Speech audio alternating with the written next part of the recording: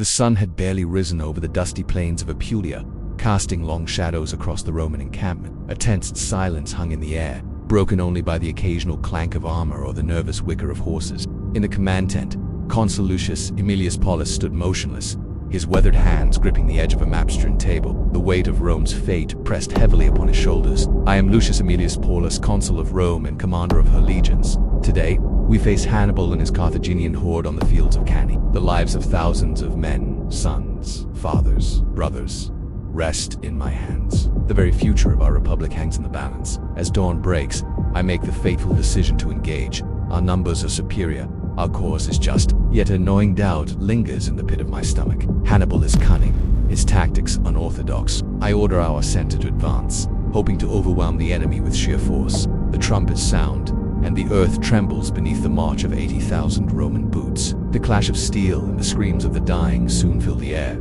Our center pushes forward, driving into the Carthaginian line. For a moment, victory seems within our grasp.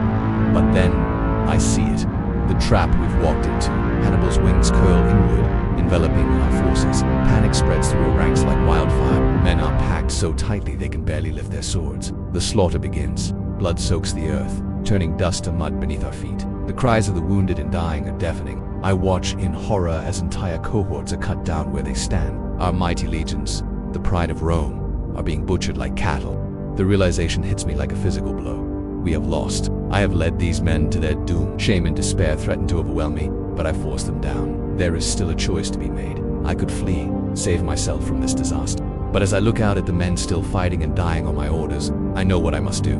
I will not abandon them. If this is to be Rome's darkest hour, then I will face it with honor. Gathering what remains of my personal guard, I charge into the thickest of the fighting. My sword rises and falls, cutting down Carthaginian after Carthage. I know it is futile, that we are already defeated, but I fight on for Rome, for the men I've led here, for my own redemption.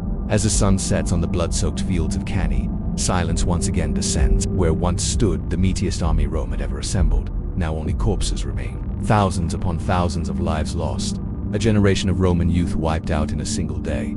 And the first, Lucius Aemilius Paulus, lie among them. In the years ahead, people will break down this battle, picking apart every choice and mistake. They'll rave about Hannibal's genius while shaking their heads at Rome's blunders. But what often gets lost in the shuffle is the sheer bravery of the men who fought and fell here. They gave everything for duty and honor. As I feel my life slipping away, I can't help but think about Rome. Will she bounce back from this devastating blow? Will she learn from our mistakes and come back stronger? I truly hope our sacrifice today won't be for nothing. From this defeat, I want Rome to find a way to forge a victory that echoes through time. As darkness creeps in, I whisper a prayer not for myself, but for Rome. May she endure, may she triumph, and may she never forget the price paid today on these fields.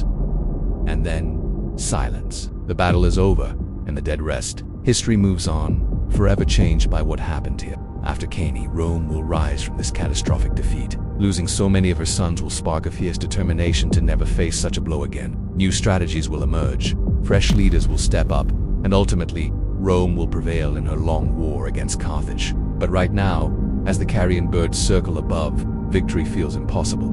The scale of this disaster is staggering. Fathers, sons, and brothers lie dead in their tens of thousands. Entire families wiped out, whole towns left without men of fighting age.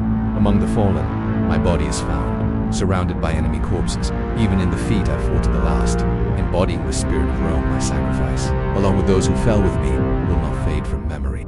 This was the story of Lucius Aemilius Paulus, a Roman who stood until the very end. His sacrifice, and the blood of tens of thousands, echo through the centuries. If you want to hear more forgotten voices from history's greatest battles, subscribe and join us each week as we bring ancient war to life.